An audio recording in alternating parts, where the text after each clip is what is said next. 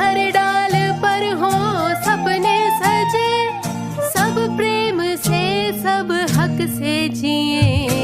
एक शहर ऐसा तो हो, एक शहर ऐसा तो हो।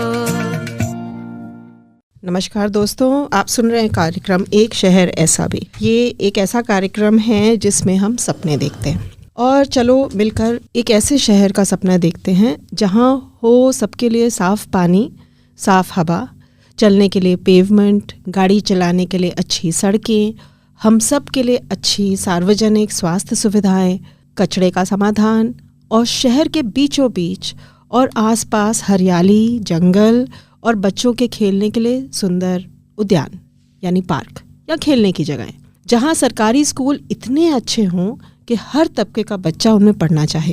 एक ऐसा शहर जो हमारे तन और मन दोनों के लिए सबसे बढ़िया हो। एक शहर ऐसा भी। गुड़गांव की आवाज़ पर यही सपने देखने की एक कोशिश है जिसमें हम ऐसे लोगों से बात करेंगे जो इन सपनों को साकार करने की राह दिखाएंगे।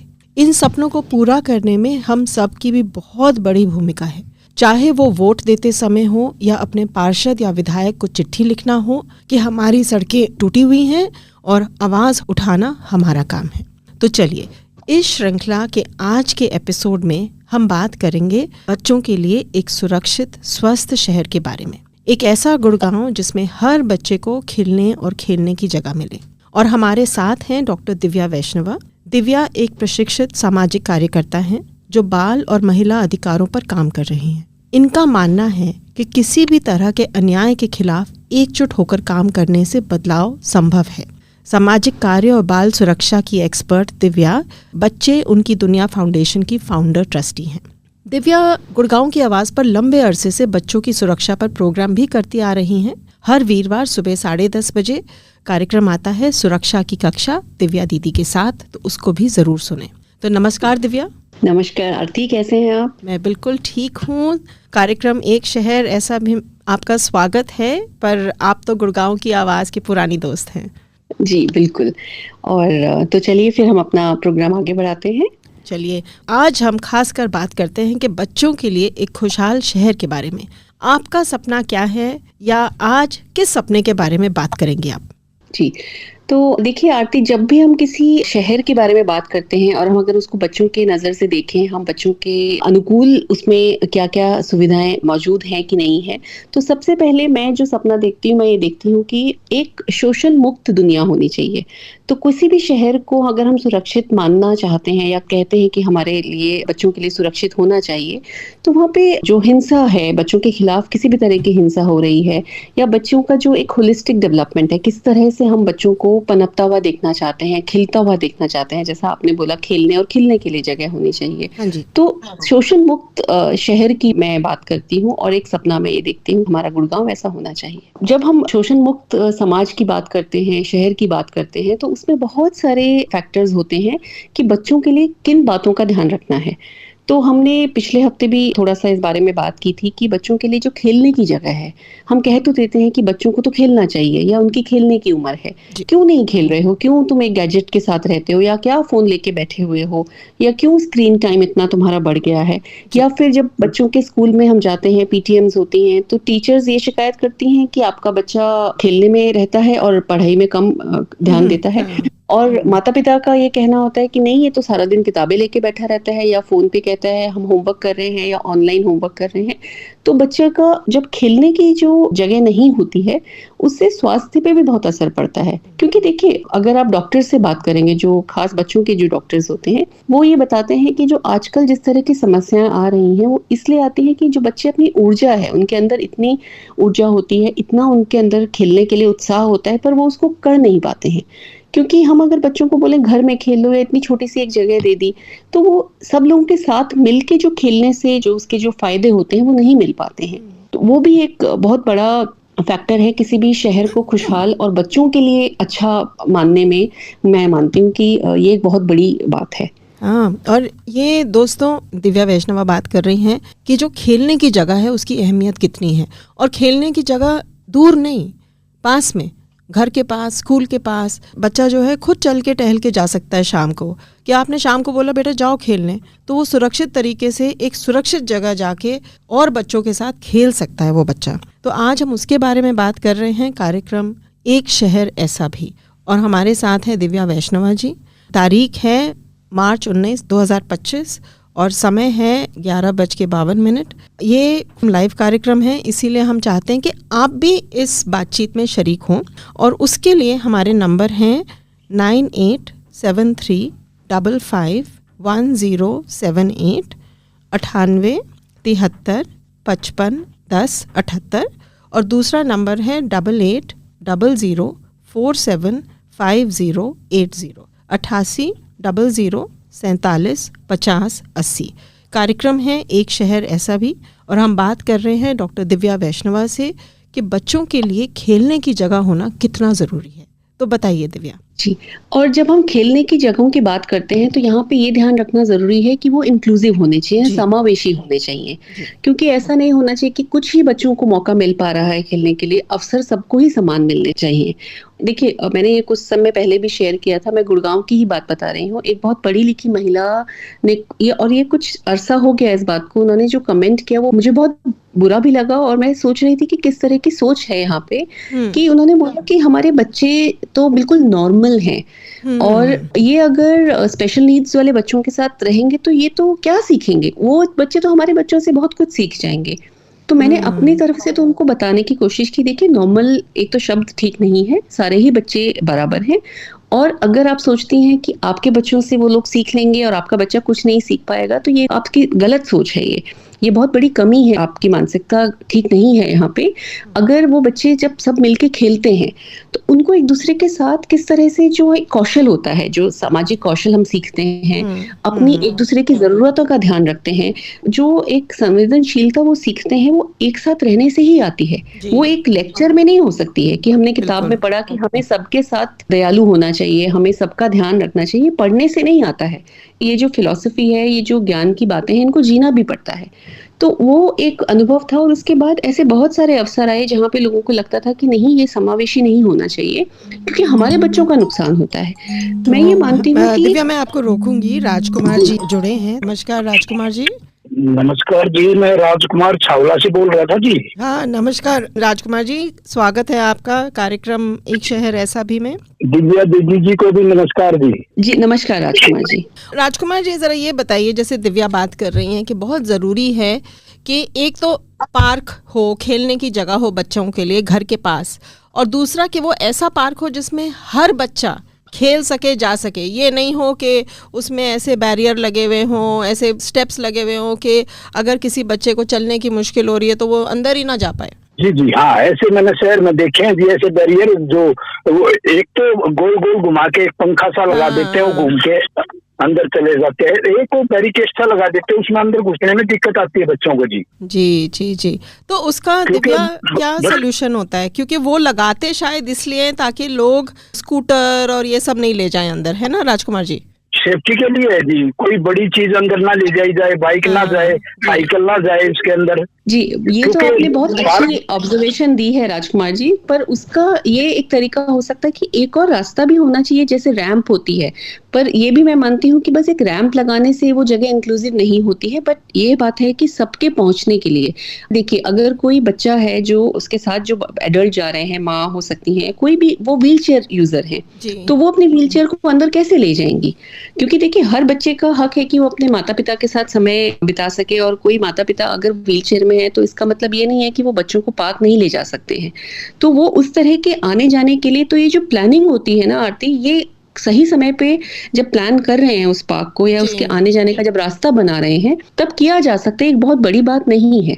आप बैरियर लगाइए ये सोच के कि चलिए कोई स्कूटर्स और ये सब ना आए, पर इस तरह का इंतजाम करना भी जरूरी है कि जो व्हील चेयर यूजर्स हैं या कोई छोटे बच्चे हैं, अगर वो जब चलना सीख रहे हैं, हो सकता है वो अपना छोटा सा वॉकर लेके आए। अब वो इतना मुश्किल बना देते हैं आना जाना कि वहां पे फिर वो एक रुकावट हो जाती है। मतलब आपने बिल्कुल ठीक शब्द यूज किया कि वो जो बैरियर है वो फिर खेलने, मतलब जाने से पहले इतना सोचना नहीं पड़ना चाहिए।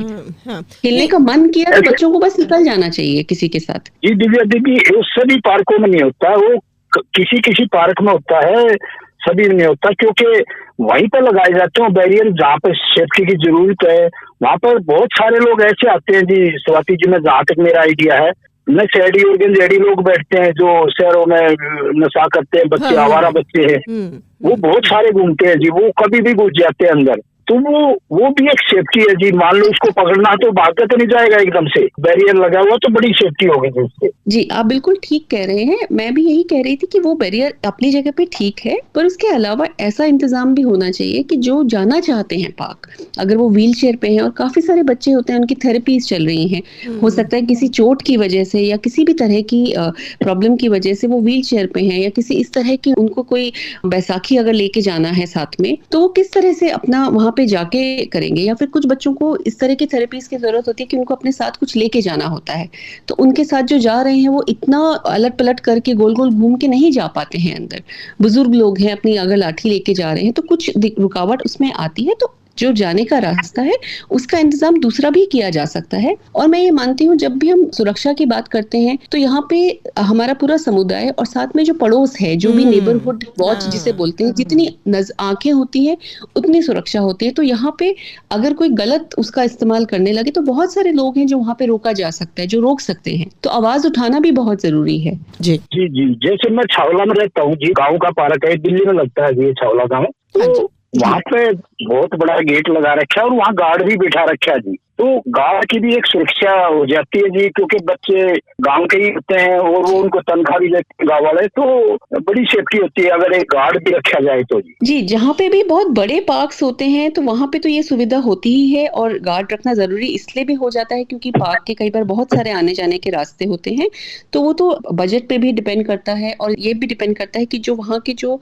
पड़ोस में जो RWAs हैं वो किस तरह का अफोर्ड कर सकती हैं। कई जगह तो ये कंपलसरी होता है कि गार्ड्स होते हैं, पर मेरे अनुभव से मैं ये बोलूंगी आरती कि कई बार गार्ड्स जो होते हैं वो एक और रुकावट का भी काम करते हैं। मतलब वो कई बार किसी खास ही तरह के पहनावे वाले बच्चों को अंदर आने देंगे या फिर उनको जज करेंगे, तो वो वहां पे मैंने देखा है अपने अनुभव में तो कि राजकुमार जी, दिव्या, मैं एक बार बीच में घुसूंगी। राजकुमार जी, दिव्या आपका जवाब देती रहेंगी, पर मैं आपकी कॉल डिस्कनेक्ट कर लेती हूँ ताकि अगर किसी और को जुड़ना पड़े। बट आपने बहुत अच्छा सवाल और बहुत अच्छा मुद्दा उठाया कि किस तरह डिजाइन से रुक जाती है रास्ता। जी आरती जी, बहुत ही अच्छा प्रोग्राम है, बहुत ही कुछ सीखने को मिलेगा जी हमारे को, गुड़गांव वासी जितने भी सुन रहे हैं जी।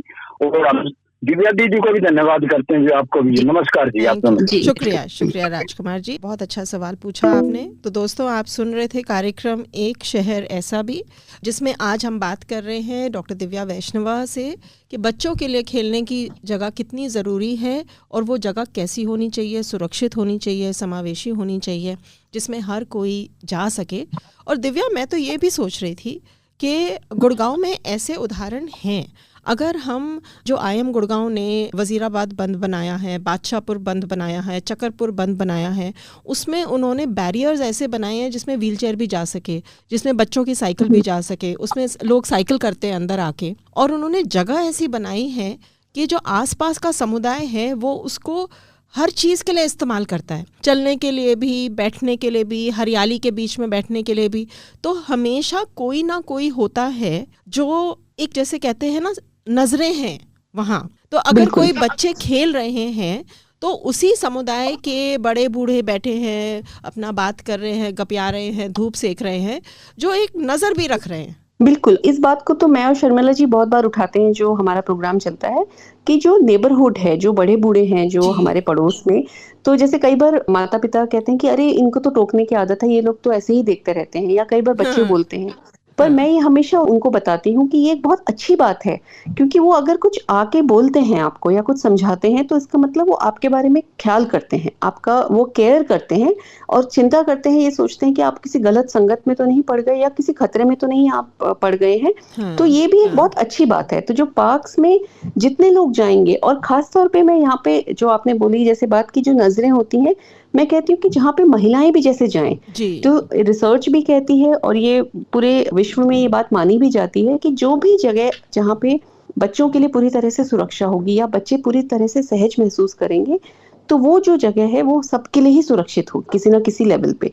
तो अगर कहीं पे बच्चों के साथ किसी भी तरह का शोषण नहीं होता है, वो बिल्कुल एकदम मुक्त होके खेल सकते हैं, उनको कहीं भी किसी भी तरह का खतरा महसूस नहीं होता है, तो आप देखिए कि वहाँ पे महिलाएं भी बहुत एकदम फ्री होके घूम सकती हैं, बैठ सकती हैं। तो ये जो जगह जगह बैठ के जो गप्पे मारने का जो एक तरीका है या एक अड्डा करने का जो एक स्टाइल होता है, ये महिलाओं को और आगे बढ़ना चाहिए इस बात पे। बिल्कुल बिल्कुल। और जहाँ महिलाएं होती हैं वहाँ दूसरी महिलाओं को सुरक्षित लगता है। जैसे अगर मैं सदर बाजार जाऊँ गुड़गांव में, मैं रात के 9 बजे भी चली जाऊँ तो मुझे सुरक्षित लगता है, क्योंकि वहाँ परिवार घूम रहे होते हैं, कोई कुछ खा रहा है, कोई कुछ खरीद रहा है, ऐसे बच्चे भाग दौड़ कर रहे हैं, तो वहाँ अगर मैं भी जाऊँ तो मुझे डर नहीं लगता।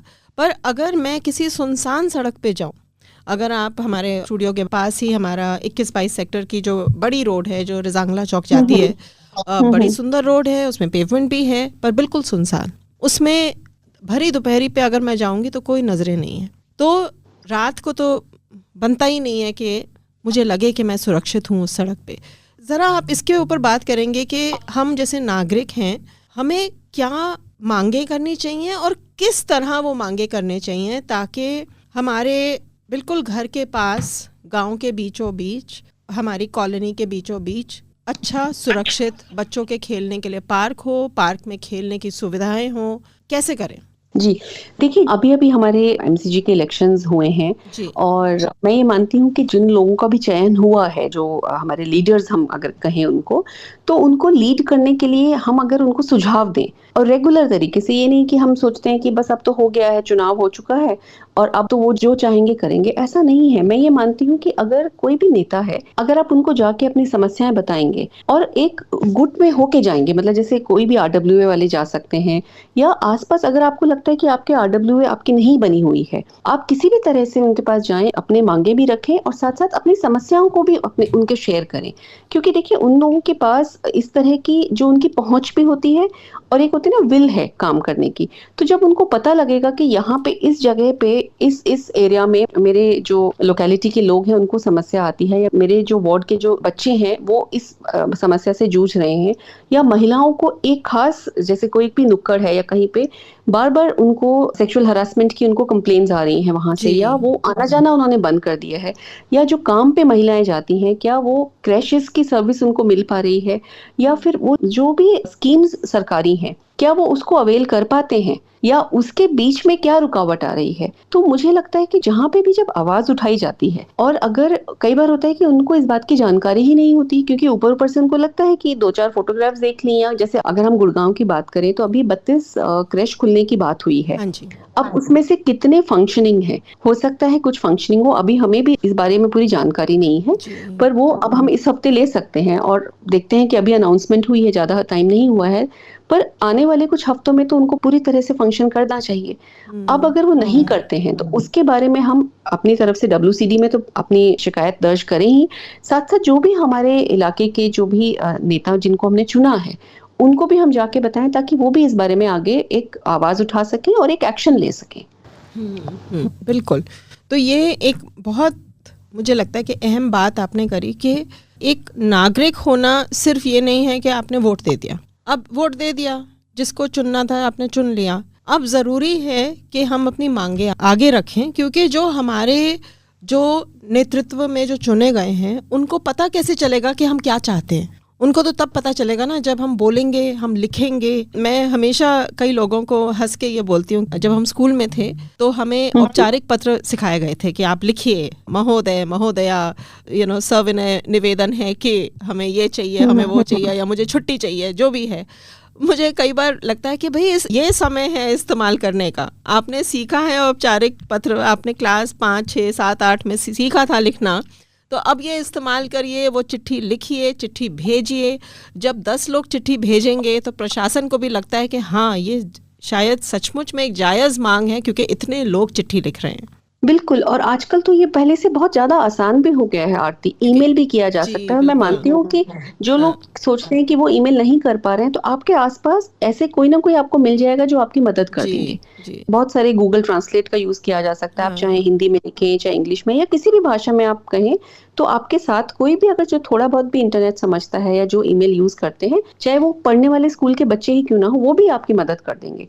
पर जब बहुत सारी ईमेल की जाएँगी, बहुत सारी चिट्ठियाँ लिखी जाएँगी, तभी जाके उनको पता लगेगा कि यहाँ पे ये प्रॉब्लम्स हैं। जी। इस समस्या का हमें किसी भी तरह से हल निकालना ही है। क्योंकि हाँ, बहुत बड़ी-बड़ी बातें तो एक तरह जगह है, पर मैं ये मानती हूँ जो अगर बिल्कुल हम ज़मीनी स्तर पे अगर बात करें, तो सुरक्षा के लिए कोई भी महिला जो काम पे जाती है, और हम हर तबके की महिलाओं की बात कर रहे हैं, पर जो लोग अफ़ोर्ड नहीं कर सकते हैं चाइल्ड केयर, और ऐसे बहुत सारे आप उसमें देखेंगे बहुत सारी संख्या में महिलाएँ होंगी, जो इतना मानसिक तनाव से गुज़रती हैं कि पहले मुझे घर से अगर निकलना है, अगर बच्चे की छुट्टी है, बच्चे जो जी, रोज़ स्कूल जाते थे, जी। उनकी अभी देखिए अभी छुट्टियाँ आएँगी, जब नया सेशन शुरू होने से पहले थोड़े दिन का ब्रेक आएगा, फिर गर्मी की छुट्टियाँ आ जाएँगी, और कुछ जी, ना कुछ छुट्टियाँ आती ही रहती हैं। बिल्कुल। कोई त्योहार हो जाता है, कुछ भी हो जाता है। तो उस समय वो उनके ऊपर इतना प्रेशर आ जाता है, इतना तनाव की स्थिति में वो रहती हैं कि बच्चों को कहाँ छोड़ा जाए।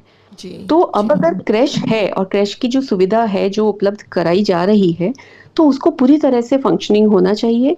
जो स्टाफ लगाने की बात हुई है, जो नियुक्ति होनी चाहिए वो अच्छी तरह से हो, और उसका जो अंदर जो भी अरेंजमेंट होना चाहिए, जो भी डिज़ाइन हो रहा है, वो चाइल्ड प्रूफिंग करना। जैसे अगर 6 महीने से 6 साल के बच्चों के लिए है क्रैश, जी, तो फिर उनके हिसाब से वो जगह सुरक्षित कैसे होनी चाहिए कि कोई पैनी चीज़ें ना हो। तो मैं ये मान के चलती हूँ कि सरकार ने ये पूरा सोचा होगा, पर अगर किसी भी तरह की अगर कमी रह गई है, तो उसमें आप ज़रूर आवाज़ उठाएँ, और ये बिल्कुल। आपका हक है। जो लोग सुन रहे हैं, जो भी महिलाएँ, जो भी परिवार वाले सुन रहे हैं, मैं ये बोलूँगी आप ये ना सोचें कि एक जगह मिल गई है, बस अब हम ज़्यादा कुछ नहीं चाहिए, बस किसी तरह से सरकार ने ये शुरू तो किया। नहीं, उस जगह का बिल्कुल परफेक्ट होना भी बहुत ज़रूरी है, और वो आपका हक है। बिल्कुल, बिल्कुल, बिल्कुल। बहुत ज़रूरी बात करी आपने। दोस्तों, आप सुन रहे हैं कार्यक्रम एक शहर ऐसा भी। आज तारीख है मार्च 19, 2025। समय हो चुका है 12:10, और हमारे साथ हैं डॉक्टर दिव्या वैष्णवा, जो बात कर रही हैं कि किस तरह एक अच्छे शहर में बच्चों के लिए एक सुरक्षित और समावेशी खेलने की जगह होनी चाहिए, जिससे हम कहते हैं कई बार पार्क, या जिसमें झूले होते हैं, खेलने की चीज़ें होती हैं, जिसमें हरे भरे घास होती है, जिसमें बच्चों के लिए भागने दौड़ने की खुली जगह होती है, और सुरक्षित जगह। इसका मतलब ये नहीं कि कोई गाड़ी स्कूटर उसमें आ जाए, बच्चे को ठोक ही दे। तो अब आप अपना बचपन याद करिए, जब हम पार्क के अंदर जाते थे तो तब हम ये नहीं सोचते थे कि अरे कोई गाड़ी ना आ जाए, स्कूटर ना आ जाए। वो ऐसी जगह है जहाँ हम पकड़न पकड़ाई और लंगड़ी टांग और एक दूसरे के पीछे भाग रहे हैं, अगर झूले हैं तो झूल रहे हैं, और कई बार बच्चे जो हैं फटाफट अपना एक छोटा सा फुटबॉल गेम शुरू कर देते हैं। तो ऐसी जगह जिसमें बच्चे और उनके परिवार अपना सुरक्षित तरीके से खेल सकें, क्योंकि उससे उनके एक दिमाग का भी विकास होता है। एक दूसरे के साथ जब मिलकर खेलते हैं तो बहुत सीखने को मिलता है। इस कार्यक्रम में हम चाहते हैं आप भी फ़ोन करें, और उसके लिए हमारे नंबर हैं 98 73 55 10 78, यानी 9873551078, और हमारा दूसरा नंबर है 88 00 47 50 80, 88 00 47 5080। बातें जब एक साथ करेंगे तो अलग अलग आइडिया आएंगे, तो फिर हम सोचेंगे कि चलो शायद चिट्ठी लिखी जाए अपने पार्षद को कि मुझे अपने इलाके में एक पार्क चाहिए। तो दिव्या, आगे आपको क्या लगता है कि एक खुशहाल बचपन के लिए किस तरह की जगह होनी चाहिए? उस जगह में क्या होना चाहिए? कोई भी ऐसी जगह जहाँ पे बच्चों को किसी भी तरह की हिंसा का डर ना हो, बिना किसी खतरा महसूस किए वो खेल सके, महिलाएं एकदम खुल के वहाँ पे जा सके, बड़े बूढ़े भी सुरक्षित महसूस करें। तो बड़े बूढ़े और महिलाओं के साथ जब बच्चे रहते हैं तो वैसे भी बहुत सुरक्षित महसूस करते हैं। और यहाँ पे आज ये हम बात कर रहे हैं जब खुशहाल शहर की और बच्चों के लिए सुरक्षित शहर की, तो मैं एक गुजारिश सबसे ये ज़रूर करना चाहूँगी कि जब किसी बच्चे पे अगर आप हिंसा होते हुए देखते हैं और आप सोचते हैं कि नहीं ये उनके परिवार का मामला है, तो प्लीज़ ऐसा ना सोचें। अपनी तरफ से कोशिश करें कि आप उनके माता या पिता को रोक दें, या घर का कोई भी सदस्य अगर उनके ऊपर हाथ उठाता है, क्योंकि वो एक तरह का शोषण ही है। और वो किसी भी तरह के बच्चे के लिए ठीक नहीं है। मतलब किसी भी तरह से बच्चों के साथ हिंसा करना, चाहे आप उनको गलत शब्दों का यूज कर रहे हैं, उनको नीचा दिखा रहे हैं, उनको हीन महसूस करा रहे हैं, या फिर उनको अगर आप मार पीट के कोई बात समझाने की कोशिश करें, ये गलत बात है। बिल्कुल बिल्कुल। और ये बच्चे हमारे समाज के साझा जिम्मेदारी है। और हमारे साथ राजकुमार जी जुड़े हैं। नमस्कार राजकुमार जी। नमस्कार आरती जी और दिव्या दीदी, नमस्कार जी। हाँ बताइए, आप क्या कह रहे थे? मैं ये कह रहा था मैडम, मैं ड्राइवर हूँ पेशे से, मैं गाड़ी चलाता हूँ, 35-36 साल से गाड़ी चला रहा हूँ, गुड़गांव दिल्ली ऑल इंडिया तकरीबन। हाँ जी। तो ऊंची सोसाइटियों में भी जाता हूँ मैं लेके जी क्लाइंट को जी। तो वहाँ तो मैं थोड़ा सा नाराज मत होना, वहाँ थोड़ा सा भेदभाव देखता हूँ जी बच्चों में। जैसे मेरे साथ कोई मेरी पोती गई या कोई और हमारे मेड के बच्चे हैं, तो ऊंची सोसाइटी में अगर वो पार्क में उनके साथ खेलते हैं तो उनको अंदर घुसने नहीं दिया जाता जी बच्चों को जी। बिल्कुल, आपने बहुत पते की बात करी है जी। जैसे मैं ड्राइवर हूँ जी, जैसे मैं एक बार काफी गर्मी थी, बहुत प्यास लग रही थी, तो वहाँ अंदर पंप लगा हुआ था, मैं पानी पीने चला गया पार्क के अंदर जी। तो उन्होंने बिल्कुल गार्ड को भेजा, इसको बाहर निकालो, यहाँ से ये अंदर नहीं जाएगा, हमारे पार्क में या बेंच पे बैठेगा नहीं। तो मेरे को भी बाहर किया, हमारी पोती भी साथ में थी, दोनों को बाहर कर दिया। तो ऐसा भी होता है जी दिव्या दीदी और आरती जी। जी राजकुमार जी, मेरे को बहुत खेद है कि आपके साथ इस तरह का अनुभव रहा, पर आपने ये बात बिल्कुल ठीक नोट की है। और मैं आपको एक अनुभव से बताती हूँ। मैं इससे पहले जहाँ रहती थी गुड़गांव के ही अंदर, और इसी तरह की वो आप कह सकते हैं कि हाई राइज और ये सब बना हुआ था वहाँ पे। तो हमारे वहाँ पे जो कपड़े इस्त्री करती थी, तो उनको अपने बच्चे को लेके आना होता था, और मैं कहती थी गर्मी में सारा दिन बच्चे को वहाँ पे क्यों बिठाते हो, कभी कभी मेरे यहाँ ले आया करो। और फिर जब शाम का वक्त होता है, तो मेरे बच्चे उस समय थोड़े छोटे थे, मतलब खेलने जाते थे, मैंने कहा इनके साथ भी आप नीचे खेलने भेज दिया करो, सुबह शाम दोनों बच्चे खेलते हैं। और छुट्टियों का भी उस समय था, तो वो यही कहती थी कि दीदी उसको मैं कहाँ छोड़ूंगी, वो मैं अपने साथ ले आती हूँ। और देखिए गर्मी की छुट्टियां होती हैं, तो आप सोचिए जो इंसान आयरन इस्त्री कर रहा है कपड़े, उसको कितना गर्म महसूस होता है। अब बच्चे के पास तो ऑप्शन है, वो जा सकता है, माँ को तो काम करना था। तो मैंने देखा कि मैं एक हफ्ते से बोल रही हूँ, बच्चे को नहीं भेज रही है खेलने के लिए। फिर मैंने उनको पूछा कि आपने भेजा नहीं, आप बताओ, मैं अपने बेटे को भेजूं लेने के लिए, बेटा और बेटी दोनों आ जाते हैं। तब उसने बोला दीदी कोई फायदा नहीं होगा, मेरी बेटी वहां जाएगी तो उसको धक्के मार के निकाल दिया जाएगा। तो मैंने कहा ऐसे क्यों बोल रहे हो? मुझे लगा आपस में बच्चों की खेलते हुए लड़ाई हो गई, कुछ इस तरह से जैसा हो जाता है, हमारे बच्चों की भी हो जाती है। तो वो कहती नहीं दीदी, हमारे बच्चों को वहां खेलना की इजाजत नहीं है, वो कहते हैं कि ये तुम्हारे लिए नहीं बना है पार्क। तो मैंने उनको बोला अच्छा ठीक है। शाम को मैं खुद लेके गई और मैंने RWA से उनको रिक्वेस्ट की कि आप मीटिंग बुलाइए। मैंने कहा ये कहाँ के नियम है, आप मुझे लिखा हुआ कहाँ पे है ये बताइए। और पहले तो उससे पहले मैंने गार्ड्स को बोला। अब देखिए गार्ड्स को डांट के भी कोई फायदा नहीं है, क्योंकि वो उनकी गलती नहीं है, उनको जिस तरह के नियम बताए जा रहे हैं वो उस तरह के काम कर रहे हैं। तो वो मैंने वहां पे, मुझे याद है ये वाला मैंने चेंज कराया था। अब जहाँ पे मैं अभी रहती हूँ वहां पे भी इस तरह से मैंने आके बात की। तो इसके लिए किसी को भी एक सामाजिक कार्यकर्ता होने की जरूरत नहीं है। मुझे बहुत दुख है कि आपका ऐसा अनुभव रहा, और मैं ये बहुत शर्मिंदा भी होती हूँ इस बात से कि ऐसे आम तौर पे इस तरह की शिकायत सुनने को मिलती है। कभी लिफ्ट में हमारे यहाँ जो काम करेंगे उनको नहीं जाने दिया जाएगा, और ये कितनी बार होता है, सामने होता है तो हम उसी समय बोल देते हैं, पर पीछे से लोग करते ही हैं ऐसा कि नहीं नहीं इस लिफ्ट में क्यों जाएंगे। अरे भाई वो आपके घर में आके काम कर सकते हैं, तो वो लिफ्ट में इतनी बड़ी बिल्डिंग में ऊपर नीचे क्या सीढ़ियों से करेंगे? तो मतलब ये जो है आपने बिल्कुल ठीक कहा, और इस तरह का भेदभाव नहीं होना चाहिए। और दिव्या दीदी एक तारीफ भी करेंगे उनकी, ऐसी बात नहीं, तारीफ भी करता हूँ मैं, क्योंकि मैं उनके साथ ही रहता हूँ, तकरीबन मेरा काम उन्हीं के साथ रहता है, ड्राइवर हूँ जी। तो जी क्या है, जैसे बच्चे के लिए कपड़े दे दिए, जूते दे दिए, ये किताबें दे दी, ऐसे काम भी करते हैं वो। मैं उनकी बुराई ज्यादा नहीं कर रहा जी, अच्छे काम भी करते हैं। लेकिन बच्चों का जो जिक्र है वो अंदर जाने का, पार्क में आने जाने का, वो थोड़ा सा है जी भेदभाव वाली बात। अब वो आप थोड़ा सा बताओ जी, जैसे भी मैंने सवाल कर दिया जी। नहीं बिल्कुल ठीक किया आपने, thank you so much Rajkumar ji. तो इस तरह के अगर किसी कहीं जगह कोई भी रुकावट आ रही है या बच्चों को खेलने नहीं दिया जा रहा है, तो जो लोग वहाँ रहते हैं, और मैं ये मानती हूँ कि इन जगहों पे बहुत सारे लोग हैं जो पढ़े लिखे हैं, जिनको समझ है कि कानून क्या है, तो ये आप गैर कानूनी हरकतें भी कर रहे हैं। ये ऐसे कोई भी नियम आप बना नहीं सकते, क्योंकि हो सकता है कोई RWA वाले बोलेगा कि नहीं हमारे तो RWA के नियम बने हुए हैं भाई, हमारे सोसाइटी में अलाउड नहीं है। अब मैं ये मान सकती हूँ किसी आप एडल्ट को अलाउ नहीं करेंगे जो आपके यहाँ रहते नहीं है, जो रेजिडेंट नहीं है, पर अगर वो बच्चे आ रहे हैं उनके साथ खेल, आपके जो स्टाफ मेंबर्स हैं, जो आपके यहाँ एम्प्लॉयड हैं जो लोग, अगर वो अपने बच्चों को लेके आए और अगर बच्चे वहां पे खेल ले, जो कि सुरक्षित जगह है बिल्कुल, तो उसमें किसी का भी कुछ नुकसान नहीं हो जाएगा। वो घास वहाँ पे कम हरी नहीं रह हो जाएगी, या आपके जो खेलने के खिलौने या झूले बने हुए हैं वो घिस नहीं जाएंगे। तो ये तो मुझे आरती पूरे गुड़गांव के जितने भी कॉन्डोमिनियम्स हैं वहां से ये शिकायत है। ये जी, बहुत तरह का बिल्कुल। भेदभाव होता है। ये ये एक एक उदाहरण है। एक जैसे ना एक शहर का जात पात है, जिसमें जिनको लगता है कि हमारे पास साधन है तो हर सुविधा जो है वो सिर्फ हमारे लिए होनी चाहिए, हमारे बच्चों के लिए होनी चाहिए। पर एक जो पॉइंट जो दिव्या ने बोला वो बिल्कुल सही है कि किसी भी पार्क में, और ये नहीं कि सिर्फ माने रिहायशी इलाकों में, किसी भी पार्क में जो खासकर बच्चों के लिए है, अगर कोई खासकर आदमी अकेला वहाँ बैठा हुआ है तो वहाँ एक सवाल उठता है कि आप बच्चों के पास क्यों बैठे हुए हो।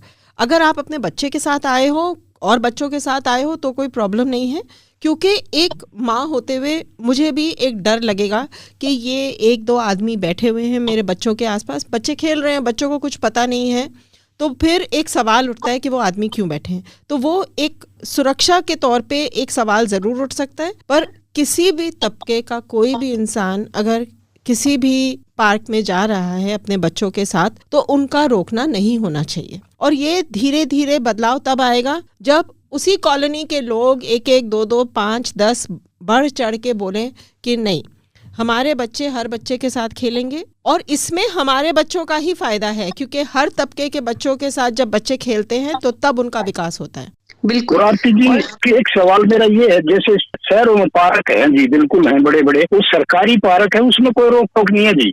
बिल्कुल सरकारी वाले में कोई नहीं रोकता जी, कोई भी जाओ, गरीब अमीर कोई भी है। लेकिन ये सोसाइटियों का जिक्र किया जी मैंने, जी जी बिल्कुल, जो बड़ी बड़ी दिव्या दीदी जैसे गांव में पार्क, हमारे रोहतक रहने वाला हूँ, हमारे खेत में कोई खेल ले, कोई आए बच्चा कोई जाए, लेकिन गांव वाले लोग ऐसा बिल्कुल नहीं करते जी। मैंने नोट की ये चीज, भाई किसी गरीब के बच्चे हैं अमीर के बच्चे हैं, वो भेदभाव नहीं करते। मैंने देख लिया गाँव में जी, बहुत अच्छा माहौल है गाँव का जी। जैसा कि आरती ने बोला कि ये तो एक ये वाली जो मानसिकता, ये जो बीमार मानसिकता है, ये एक शहरी प्रॉब्लम है। ये जो शहर है इससे ग्रस्त है। और जो खास तौर पे जो लोग सोचते हैं कि ये हमारा हक है और ये सबको नहीं मिलना चाहिए, या हमने इतने पैसे दे के घर खरीदा है तो ये पार्क में और कैसे कोई खेल सकता है, तो ये बहुत छोटी ओछी मानसिकता है।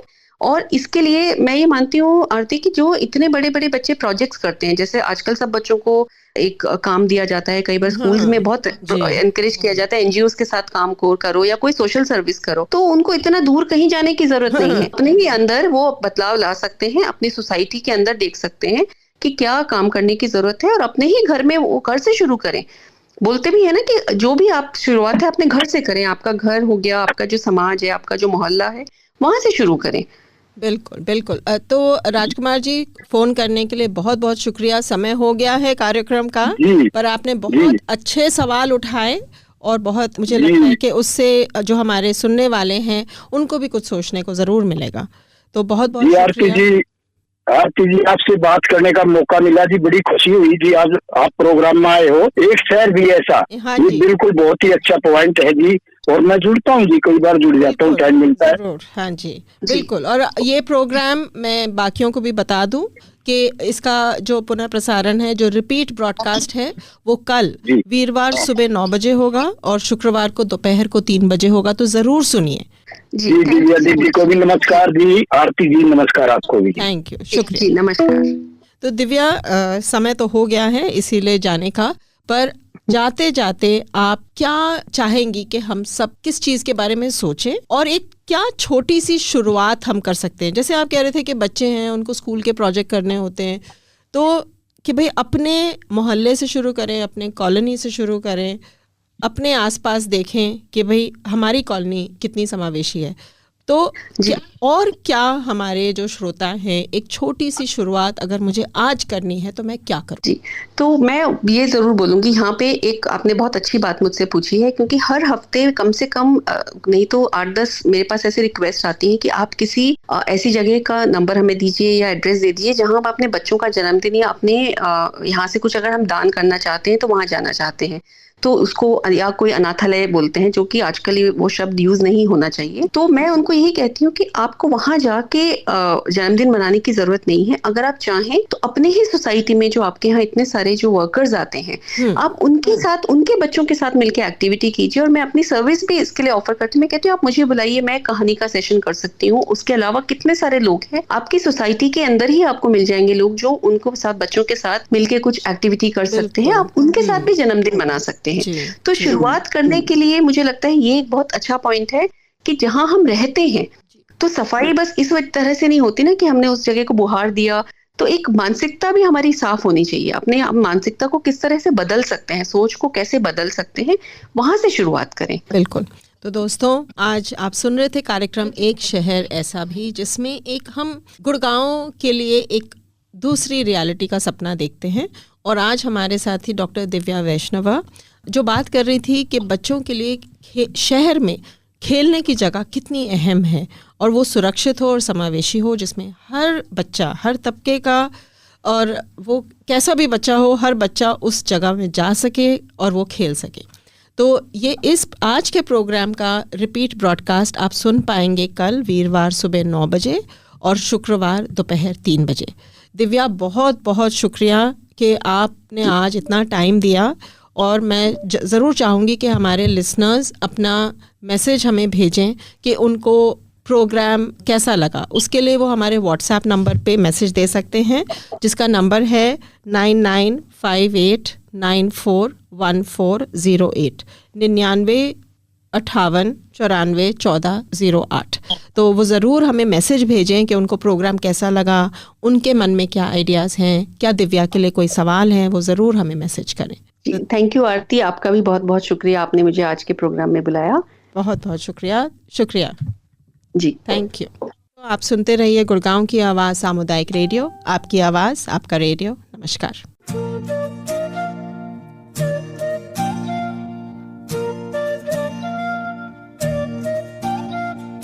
एक शहर ऐसा तो हो, हाँ एक शहर